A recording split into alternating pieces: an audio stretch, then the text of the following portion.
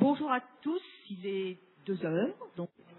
Good afternoon, everybody. It's 2 o'clock, so we're going to be able to start that General Assembly. So I'd like to welcome you all and welcome all the shareholders that are here with us physically today or remotely. As it's being broadcast live, I'd like to welcome our General Director, our CEO, Mr. Thomas Lingelbach, our Financial Director, Peter Müller, and Mrs. Golding, who is going to guide us all throughout this General Assembly. Thanks to our statutory auditors that are also with us today. So I'm not going to repeat or just rephrase everything that will be presented in the document that we're going to present to you today.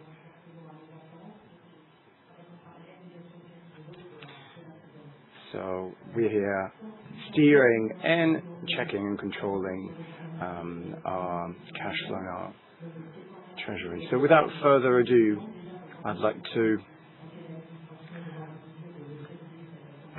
tell you that I will be the president of this General Assembly. Our main shareholders are Mr. Jim Sulat and Mr. Lingelbach. Let me also welcome you all and welcome Jim. And so you'll be the scrutineer for that General Assembly. And I'd like to ask Kendra to be the secretary or the rapporteur for this session. So we've got the entire board with us today, and I'll leave the floor to Kendra for the instructions. So good afternoon, everybody. Let me remind you that the signing sheet has been signed by all the participants personally and also administratively. So we've reached quorum, so that's 30%, and for the ordinary part of the assembly, we've got 57,350,886 shares, and that's the same for the extraordinary assembly. So that's more than a quarter of the shares that are represented or that will be voted for remotely and electronically. Let me remind you also that all the reports for the board and the statutory auditors are available for the shareholders on our website in due time and deadlines. And I'm going to give back the floor to Mrs. Graffin. So just a few seconds to tell you how this assembly is going to unfold. We're going to give the floor to Thomas and Peter, who are going to present the results of the group in 2025 and some of our perspectives for 2026 and some financial elements by Peter. Then there will be a Q&A session for the written questions, but apparently there are no written questions, so we'll move on and then we'll talk about 2025 and move on to voting for the new resolution. So that's a very classic way of running a General Assembly. And now the floor is yours, Thomas.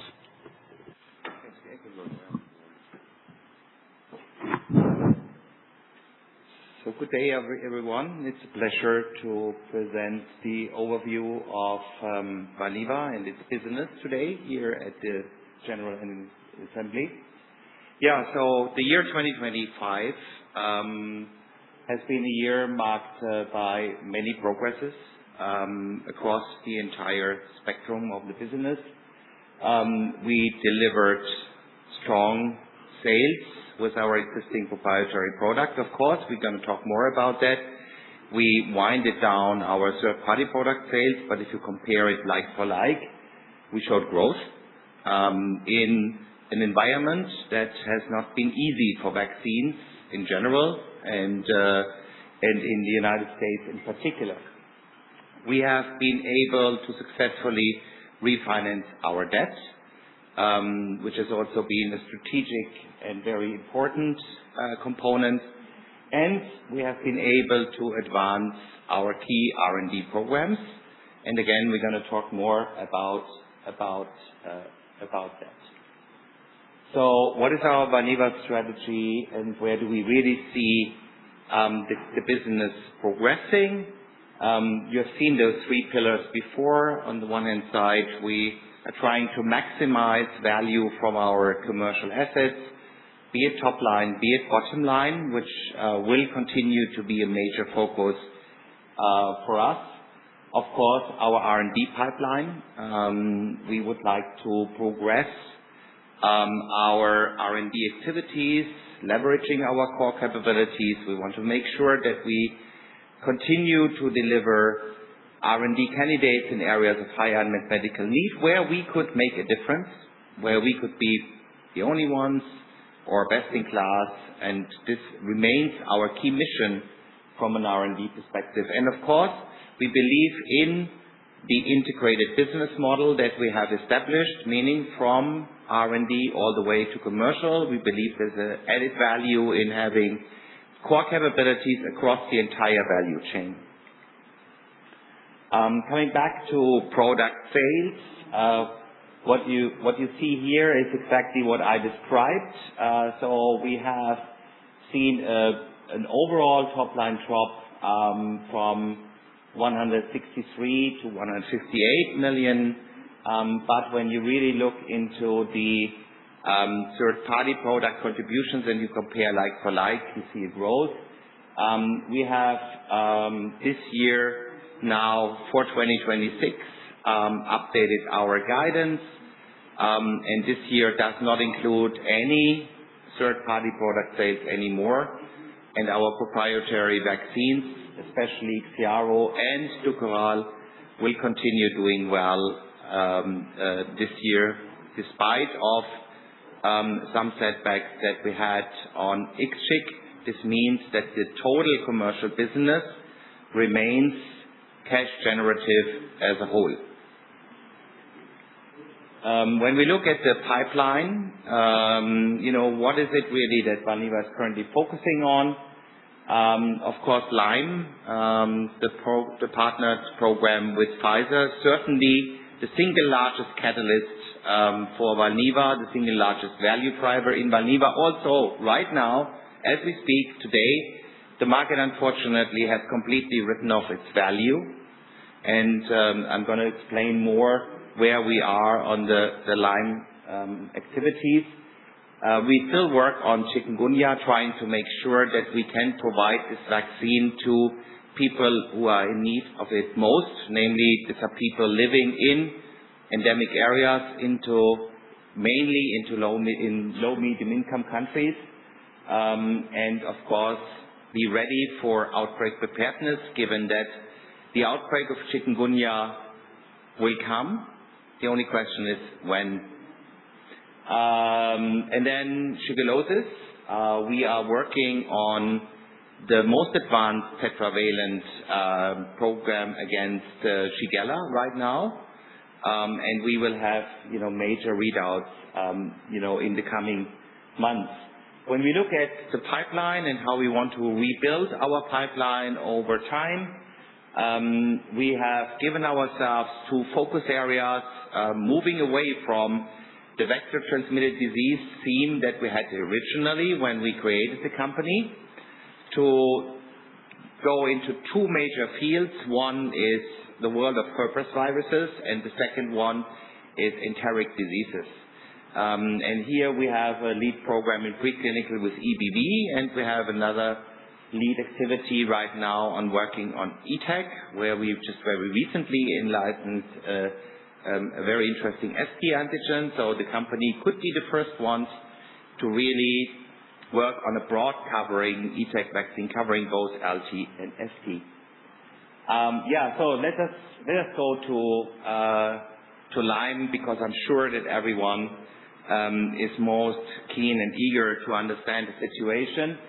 So first of all, I think to set the scene on Lyme one more time, Lyme disease is the most severe vector-transmitted and tick-transmitted disease currently worldwide.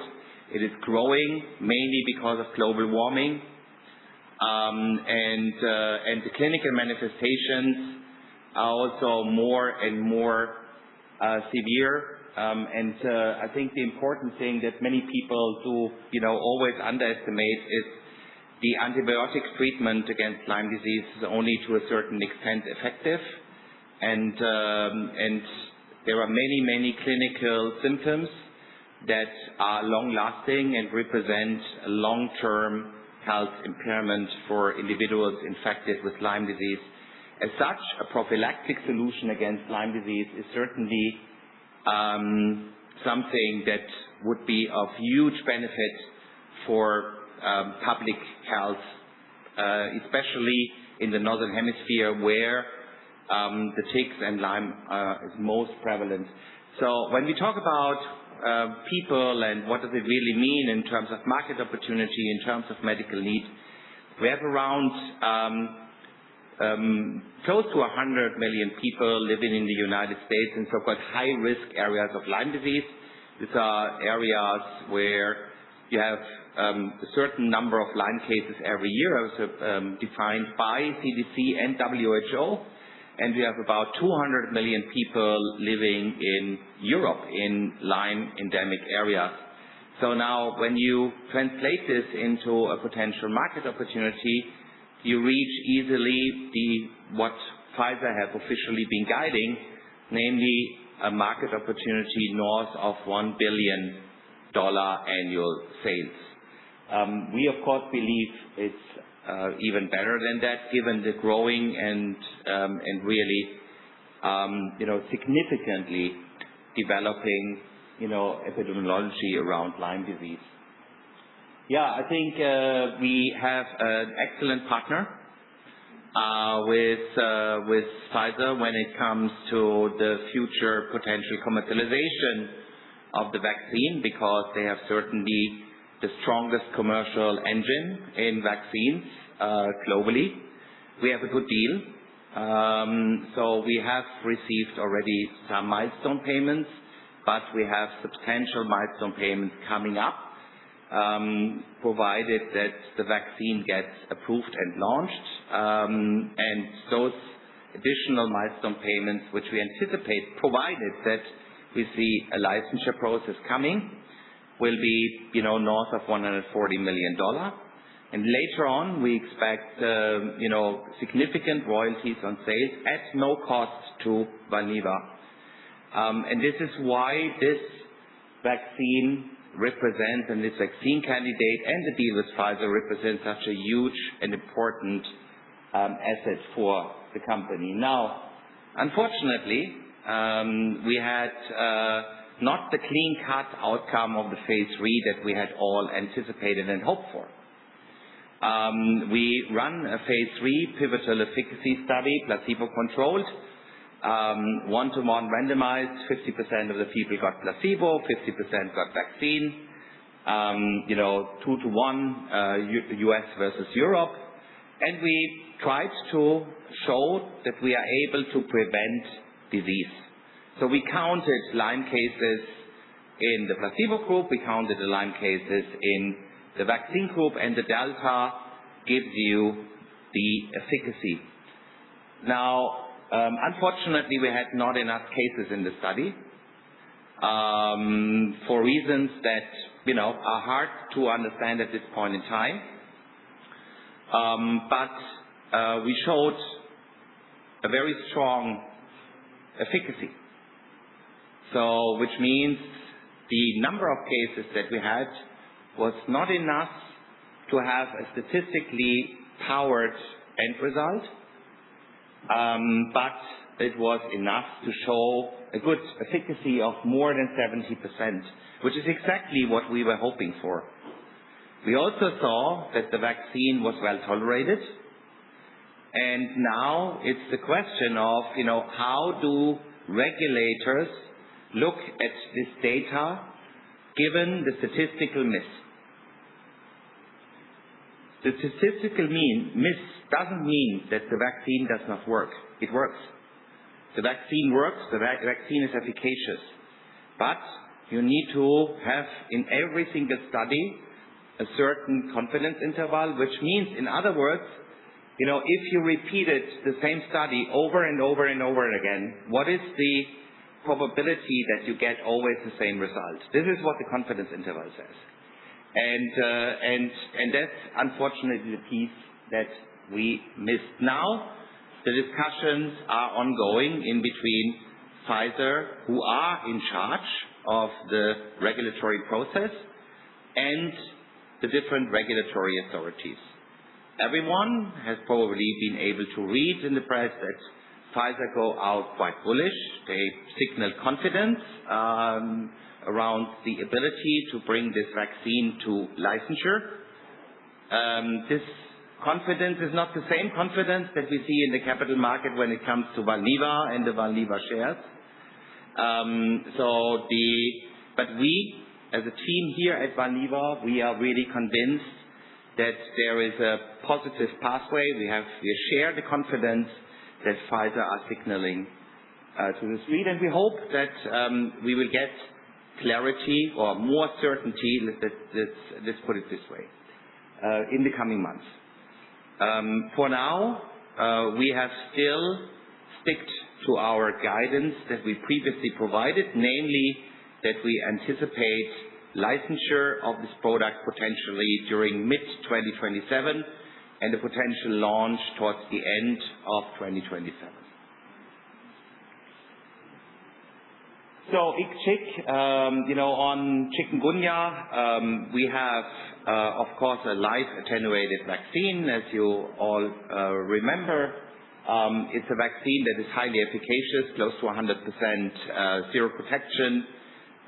It's a live vaccine, therefore it is reactogenic. We have been dealing with quite a number of safety signals on the vaccine, which makes it a bit difficult in order to turn into a commercial success for travelers, because we had originally thought that that would be the key area. But the risk-benefit in travelers, especially if the reactogenicity of the vaccine is too high, is not ideal. Therefore, we are currently trying to expand into low and medium income countries where there is a clear medical need for such a vaccine, and a very positive risk-benefit given the permanent outbreak situation and the morbidity and mortality associated with those outbreaks. We have a couple of ongoing flanking studies, and one of the things that from a public health point of view is very interesting and compelling is the pilot vaccination program in Brazil, where there are many, many people who are getting the vaccine from the Ministry of Health. We are close to 50,000 already, and we are targeting more than 150,000 people to be run through this pilot vaccination program. This will give not only real-world evidence, but it will also help fighting against a real big problem in Latin America. So, Shigella, few additional words to what I said earlier. Shigella is a very difficult enteric disease, especially for children. And here, unfortunately, the poorest, namely children who are living in endemic, meaning in this case, also low-medium income countries. It has also a travel component, so it's a little bit like chikungunya from a disease perspective, but the mortality in children is very high. This is why the vaccine approach against shigellosis has been prioritized by WHO and other institutions globally. So right now we are running 2 studies in parallel. One is an immunogenicity study in children in Africa. The other one is a study that we run in adults, where we do a so-called controlled human infection model. So it's a challenge study. This is very interesting because it gives us early on an indication whether this vaccine is going to work or not. And we will have readouts now over the summer. Nous avons aussi quelques études de résultats lors de l'été qui vont survenir et des décisions seront prises en conséquence. À présent, nous allons passer un petit peu aux perspectives financières avant de passer au rapport officiel. Guidance on product sales for this year. I also mentioned that we had a few headwinds here that caused us to reduce the guidance by 10 million. Primarily, as I said earlier, the exchange situation in travel, but also some supply and demand challenges this year. Overall, the top line guidance, including other revenues, is in between 145 to 160. We have recently reconfirmed all of that. And then, going forward, I think a little bit about the outlook in general. The most important thing is, when the Lyme results came out in the way they came out and the market reacted in the way the market reacted, the company, of course, took substantial measures to contain its cash. We restructured the organization. We let close to 15% of our employees go, unfortunately, globally. We cut, R&D investments, delayed projects, adjusted projects, and ensured a small financing that we successfully concluded. With all of that, the company is in a good stage when it comes to cash. So there is no risk at this point in time that company runs out before we have better clarity on Lyme, and until Lyme uncertainty will be gone. This is the important message. And we will continue, of course, to support as much as we can Pfizer in its efforts to bring Lyme to licensure. And by the end of the day, we hope that we all will benefit from a happy end on Lyme at the end. With that, let me conclude the business update and give back to Peter, who will provide you with the financial report.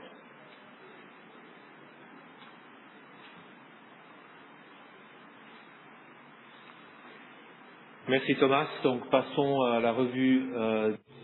Thank you, Thomas. So we are going to move on to financial results for 2025. As you can see, the evolution of our sales has improved between 2024 and 2025, starting with IXIARO vaccine against Japanese encephalitis. You see a 4.6 increase compared to the previous year, 7.2 if you look at the exchange rate there. This increase was actually generated by the vaccine aimed at travelers, and the results remained rather stable in the US compared to the previous year. And as a reminder also, we had signed a contract for in January 2025. We also have a vaccine against cholera, which is we've seen a slight reduction for this, mainly due to a change in supplier or distributor in Germany.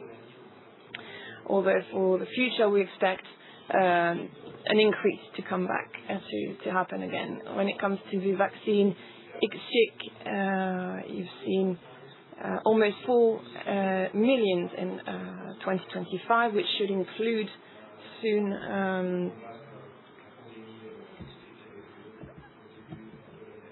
be visible. That actually shows the measures that were taken to fight off the disease last year. So when it comes to the proprietary products, we've seen an increase in 6.6% compared to 2024, or 9% if you take into account the exchange rates. And when it comes to third-party products, those have reduced. The sales have reduced by 42.3%. We've always said we expected a reduction in the sales of these products because we had come to the end, or rather not renewed some of those contracts.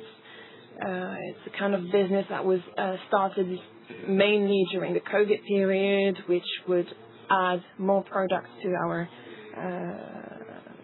sales representatives, mostly when there was a significant decrease in the number of travelers at that time. So in total, the product sales are down by 3.3% between 24 and 25. So now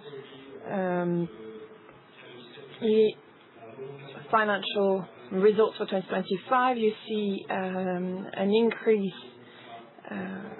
which is mainly due to our partnership with Pfizer for the Lyme vaccine. There's here recognition of income that had been taken into account previously, which had no impact later on liquidities. So you see that we've had almost 58 million in revenues and an increase 174.7 for products, which is also due to the launching of our production unit in Scotland.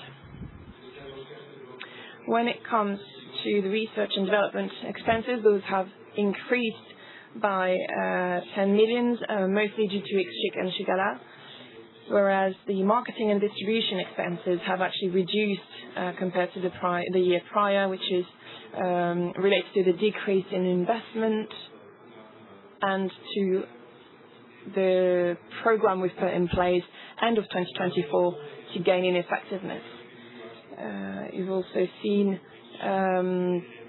the vouchers we had received for the IXCHIQ, which actually led to an increase in income which was not reproduced in 2025 and leads us to an operating profit or loss of 82.1.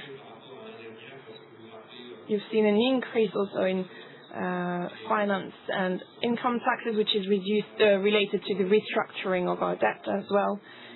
So this way we managed to reallocate some of the costs. This is why the amount in finance and income taxes is higher, even though the debt level is lower than the year prior. So this is why we now have a profit of 115.2 million euros for this period. And this is also due to the reprioritization of our different projects for 2024. I believe we are now reaching the time to answer some written questions. Yes, and I can actually confirm that no question was submitted to this company prior to this assembly, so I will give the floor to Anne-Marie. Thank you, Kendra. So we should pursue with the reading of the auditor's reports.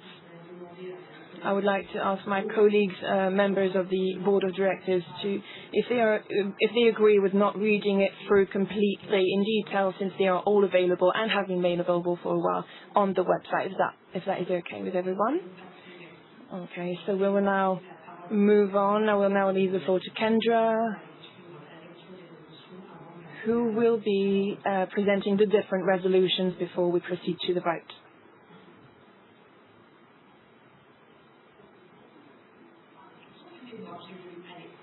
I'm sorry, I will still have to give the floor to our statutory auditors for the report of the 2025 results.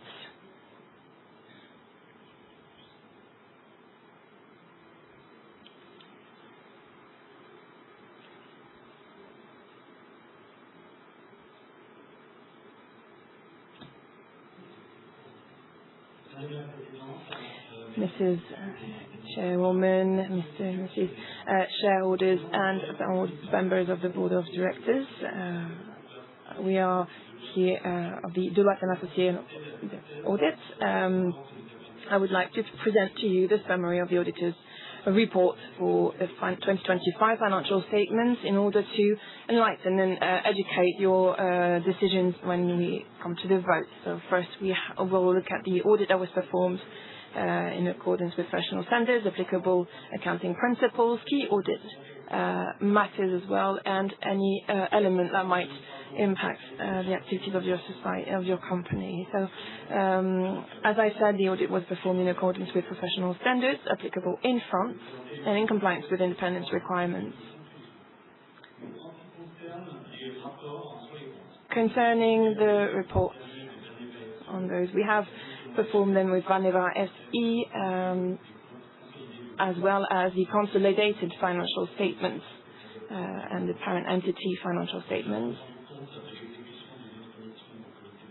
We have reported to the audit committee of the company and have identified the consolidated financial statements without any reserve. So we can affirm that they are compliant with expectations, and the financial position of the company and of the group are favorable.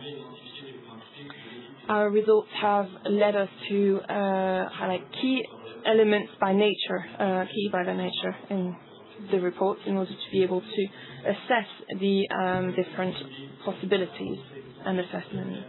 In order, when it comes to the recognition of the liabilities for the annual financial statements.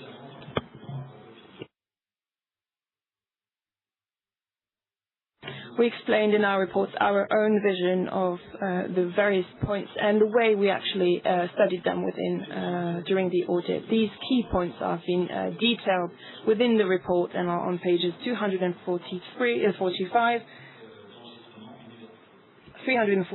to 383. Sorry. You will then find on page 407 our special report on the regulated conventions, in which we were given the opinion that was first validated by the Board of Directors. This is regarding the indemnity agreement entered into on November 3rd, 2025 between Mr. Gerd Jemsel and Valneva SE.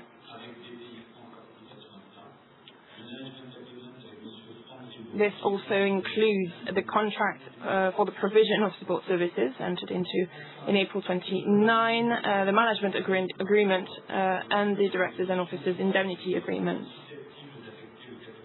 In terms of operations,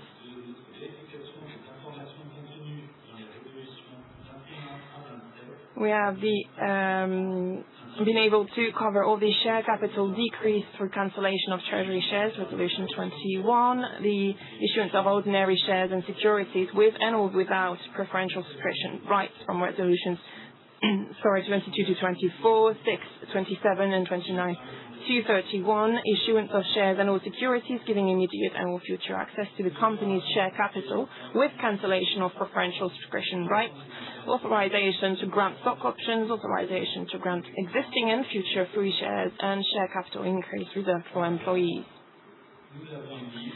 Furthermore, we submitted without any observations the additional report issued without following the use of by your Board of Directors of the delegations granted by June 26, 2024. And finally, in its third part, the report includes the limited insurance report on sustainability information. We have received limited insurance reports as presented on page 289. We have not noted any mistakes or incoherences in particular. So the compliance with the ESRS of the process was implemented to determine the information disclosed, the compliance of the sustainability information included in the sustainability statement, and that with the disclosure requirements set out in the taxonomy regulation. Thank you for your attention.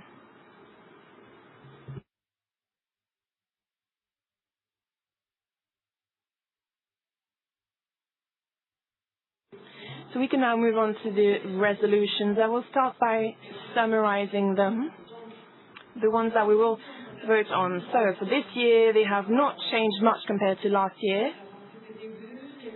At the very top, we have the regular resolutions for the approval of the financial statements. We have a few more regarding the ratification of the transfer of the registered office, those regarding the renewal of board members' apprenticeships, stay on pay as well, and financial authorizations and delegations, as well as others covering stock options and free shares, as well as a capital increase reserved for employees and amendments for the powers of formalities and amendments to the Articles of Association. Thank you, Kendra. Before moving on to the vote, I would like to open discussions. If anyone in this room here has any questions, or would like to ask any questions to the board of directors and management team of the company. Again, this meeting is broadcasted online, so you may or may not give your name when you ask questions. Do you have any questions here in the room?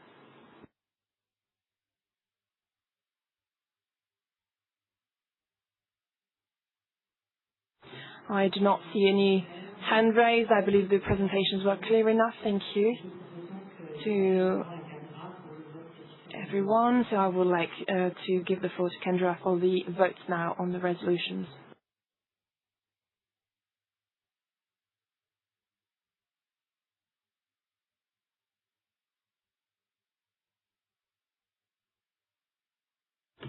Okay. As usual, we will display the resolutions on the screen, and I have to first inform you that the final count for which the shareholders represented all those who voted remotely have 57,383,141 shares, meaning 30% are allowed to vote.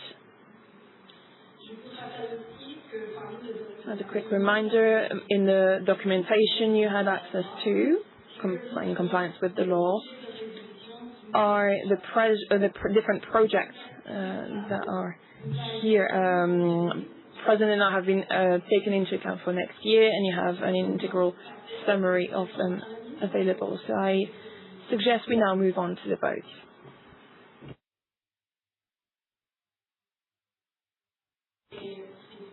Just again, we will show on the screen the summary of all the resolutions, and for timekeeping reasons, I will not read them out all out loud. Just now you can see how to vote. Do you have any questions? Are you all ready to vote? So in favor, number 1, against number 2. If you don't want to vote, number 3. First resolution is the approval of the parent entity financial statements for the fiscal year ended December 31st, 2025.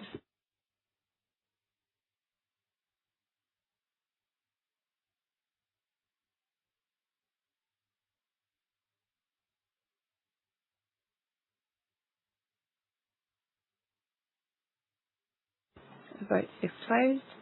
All closed. This resolution has been adopted.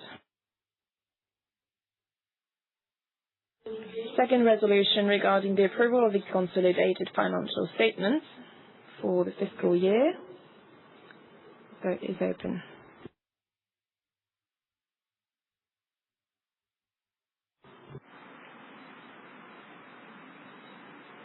Fermeture de vote.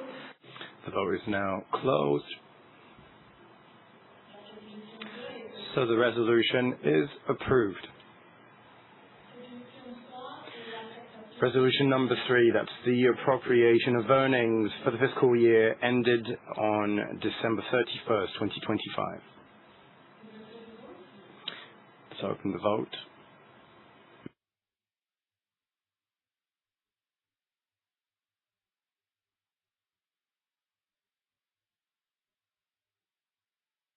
The vote is now closed. Resolution number 3 is also adopted. Resolution number 4, that's the ratification of the transfer of the registered office from Nantes to Lyon. So the vote's now open.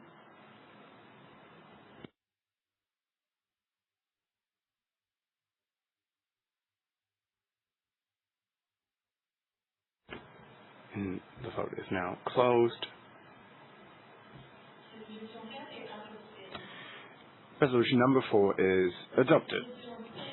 Resolution number 5.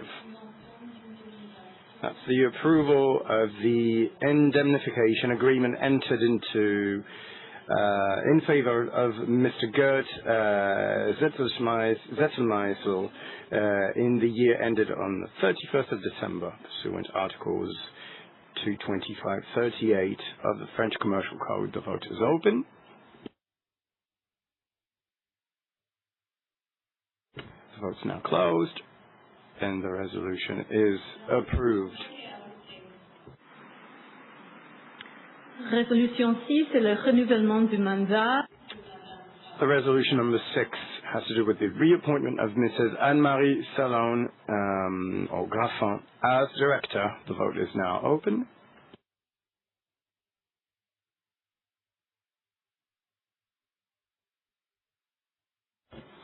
The vote's closed,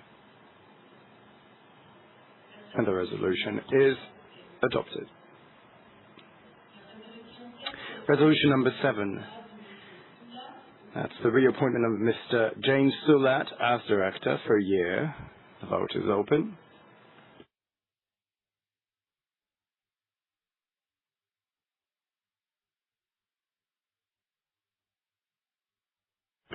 The vote's closed.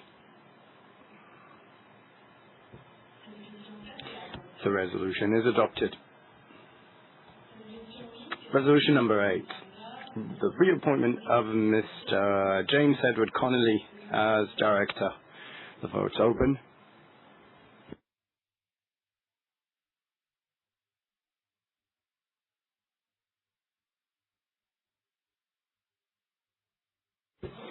The vote's closed.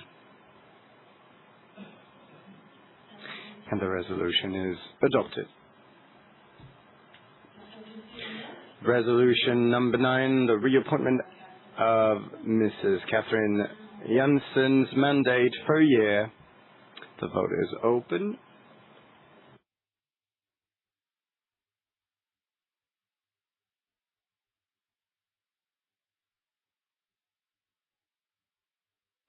The vote's closed. Resolution 9 is adopted. Resolution number 10, the reappointment of Mr. Thomas Lingelbach for 3 years. The vote's open.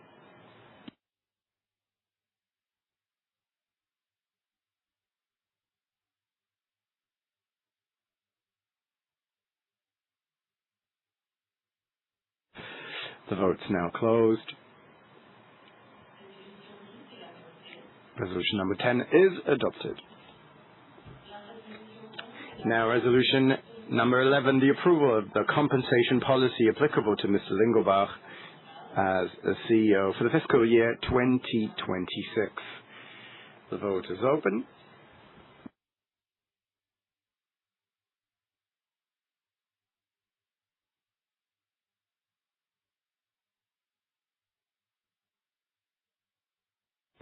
The vote's closed. And the resolution is adopted. Resolution number 12. The approval of the compensation policy applicable to the members of the Board of Directors for the fiscal year 2026. The vote is open.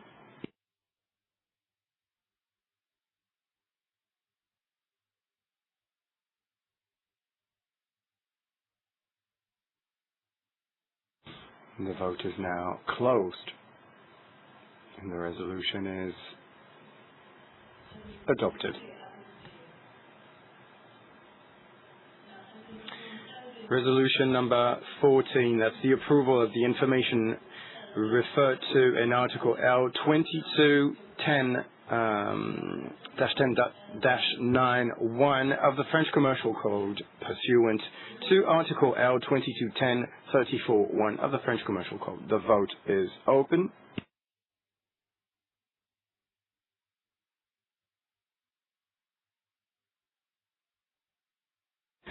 The vote is now closed, and the resolution is approved.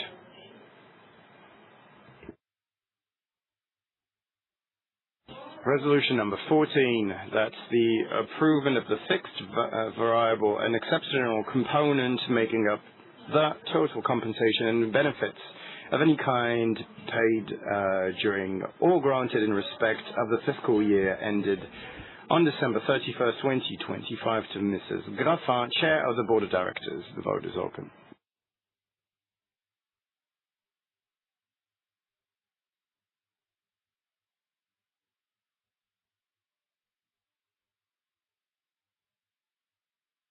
The vote is closed, and the resolution is approved. Resolution number 15, that's the approval of the fixed, variable, and exceptional components making up the total compensation and benefits of Mr. Lingelbach as a CEO in respect of the fiscal year ended on the 31st of December 2025. The vote is open.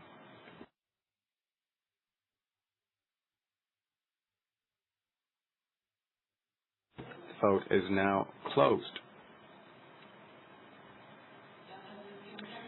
and the resolution is approved. Resolution 16, that's the approval of the fixed, variable, and exceptional components making up for the compensation and benefits of Mr. Juan Carlos Jaramillo as the Associate Managing Officer for the fiscal year ending on the 31st of December 2025. The vote is open.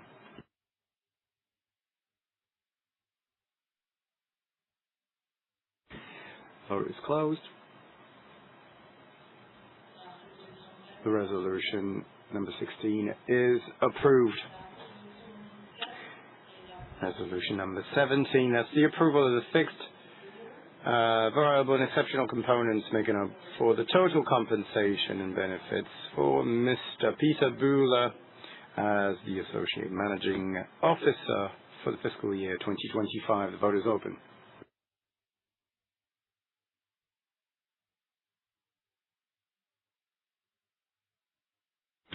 The vote is now closed, and the resolution is approved. Resolution number 18, that's the approval of the total compensation of Mrs. Deepa Patel in her capacity as Associate Managing Officer for fiscal year 2025. The vote is open.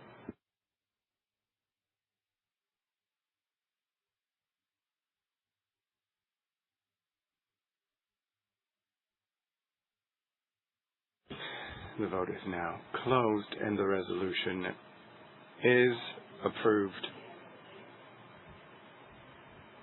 Resolution 19, that's the approval of the total compensation for Mr. Frank Grimaud in his capacity as Associate Managing Officer for the fiscal year 2025. The vote is open.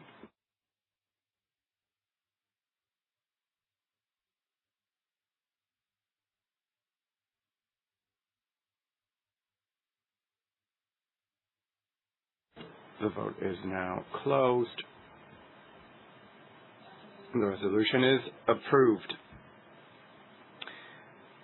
Resolution number 20. That's the authorization and powers to be given to the Board of Directors for the purpose of allowing the company to make transactions on its own shares. And you've got all the details mentioned on screen. and they're all detailed in the very resolution. The vote is open.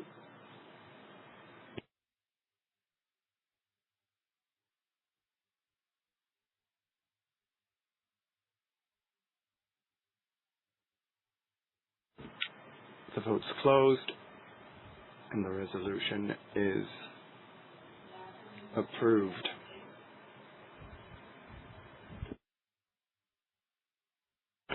Resolution 21, that's the authorization granted to the Board of Directors to cancel treasury shares for the company. So the vote is open.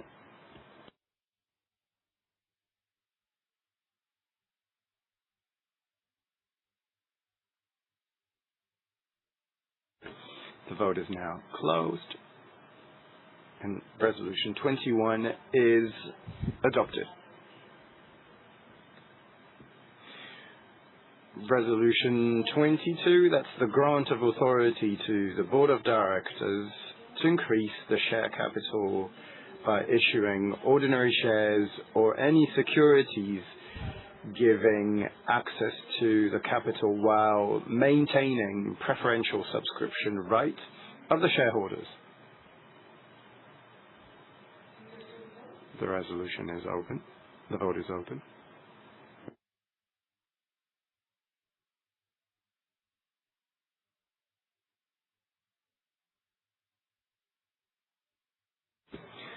The vote is closed.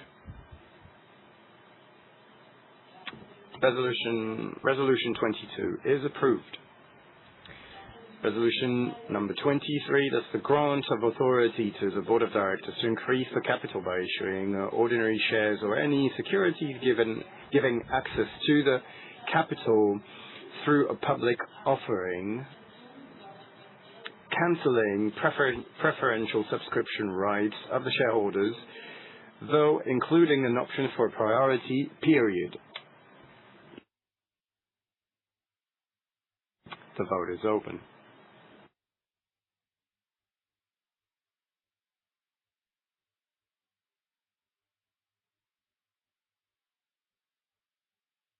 The vote is closed, and Resolution 23 is approved.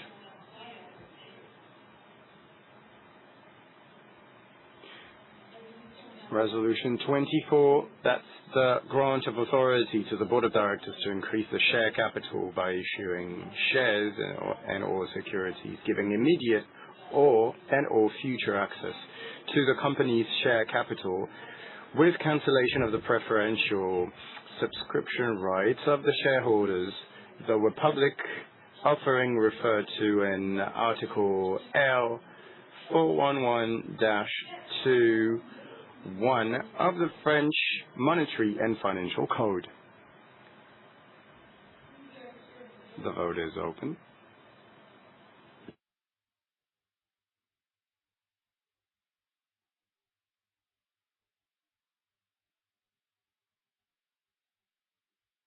The vote is closed, and Resolution 24 is adopted. Resolution 25 now. That's the grant of authority to the Board of Directors to increase the share capital by issuing shares and/or securities, giving immediate and/or future access to the company's share capital with cancellation of the preferential subscription rights and of the shareholders for the benefit of certain categories of persons meeting specified characteristics. The vote is open.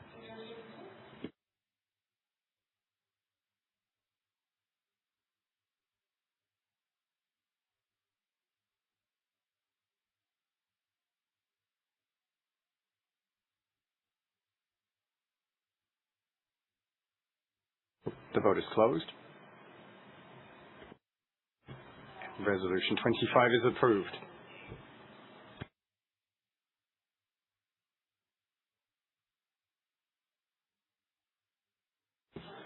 Resolution 26, the grant of authority to the Board of Directors to increase the share capital by issuing ordinary shares and/or any securities giving access immediately or in the future to the company's share capital with cancellation of preferential subscription rights of the shareholders for the benefit of one or several persons specifically designated by the Board of Directors, delegation of authority to the Board to designate such persons, and the vote is open.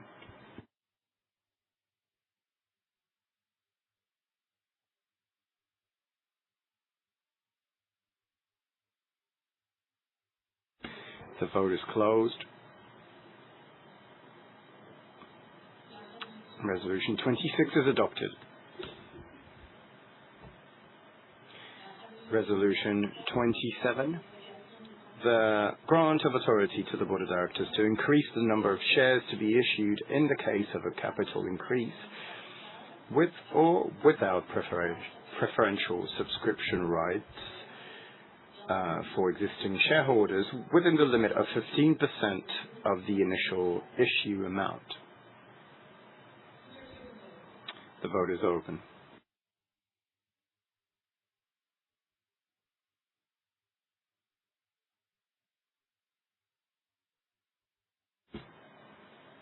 The vote is now closed, and Resolution 27 is approved, adopted.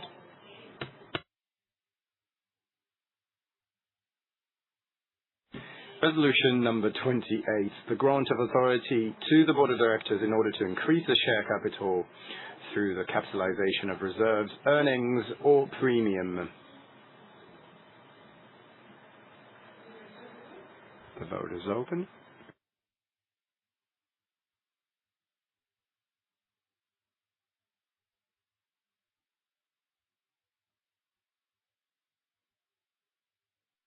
The vote is closed, and resolution number 28 is approved.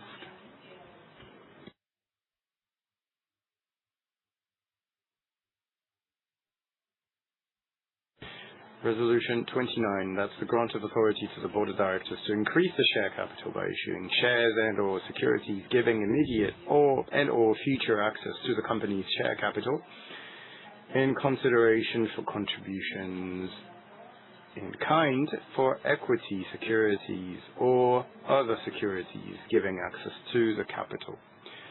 The vote is open.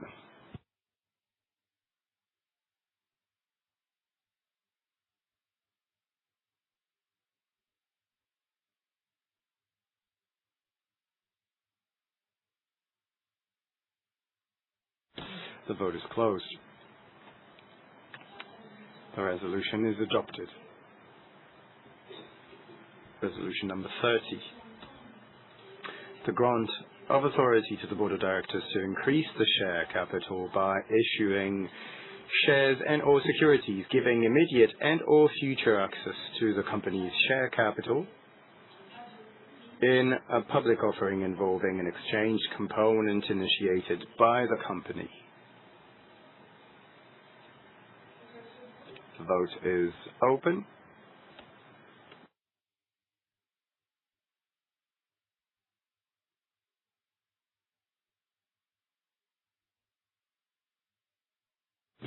The vote is closed, and resolution number 30 is adopted.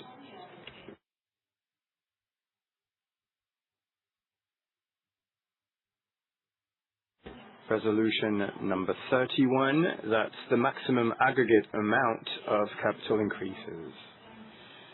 That's 8.5 million, 8,539,700 euros.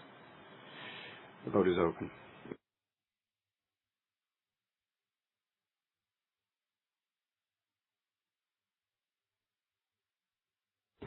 The vote is now closed, and resolution number 31 is adopted. Resolution number 32, that's the authorization, the grant of authority to the Board of Directors for the purpose of granting stock options through one or more issues for the benefit of employees and/or corporate officers of the company and its affiliates, entailing waiver by shareholders of their preferential subscription rights to shares to be issued after exercising stock options. The vote is open.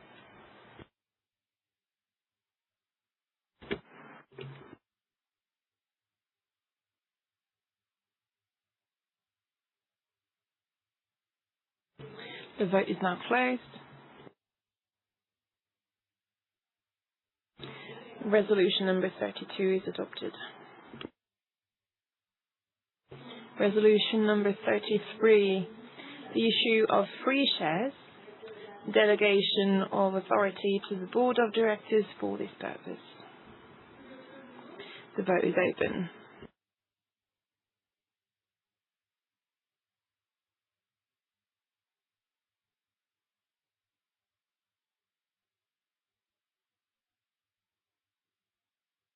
The vote is now closed.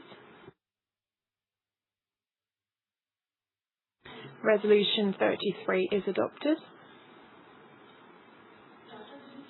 Resolution 34, regarding the aggregate limitation on the amount of issues made pursuant to the 32nd and 33rd resolutions, meaning 4% of the company's share capital. The vote is open.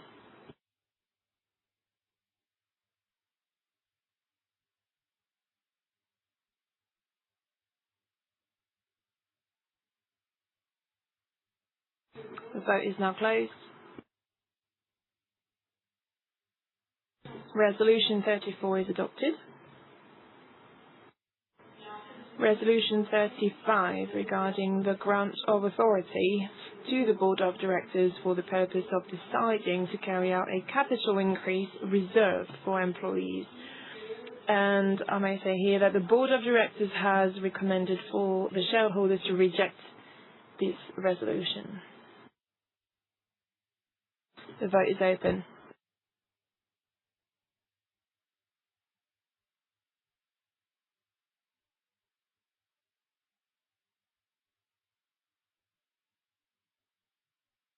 The vote is now closed. Resolution 35 is rejected. Resolution 36, on the amendment to Article 27 of the Articles of Association to align it with the provisions of the French Commercial Code. The vote is now open.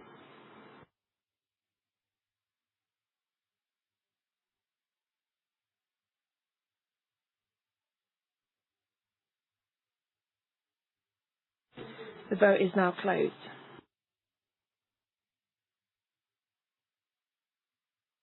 Resolution number 36 is adopted. And the last resolution, Resolution 37, regarding powers for formalities. The vote is open.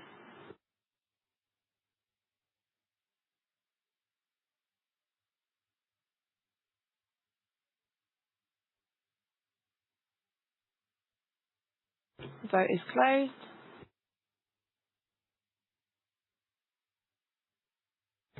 Resolution 37 is adopted.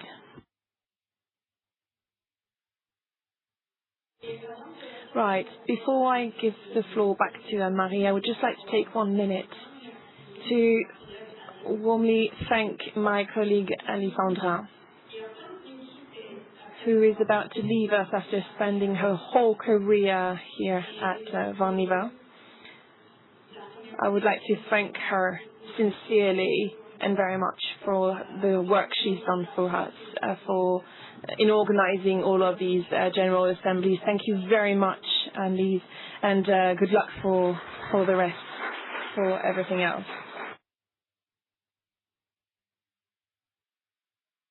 Thank you, Kendra. Thank you, Alice. I would also like to thank the whole of Kendra's team, who is working very hard every year around organizing this General Assembly. It's for Valneva, but also for Peter's teams. This makes us able today to present to you today all of these reports, including the statutory auditors' reports. And so I would like to thank you all and wish you a nice end of afternoon. You have some refreshments in the next room. Thank you again.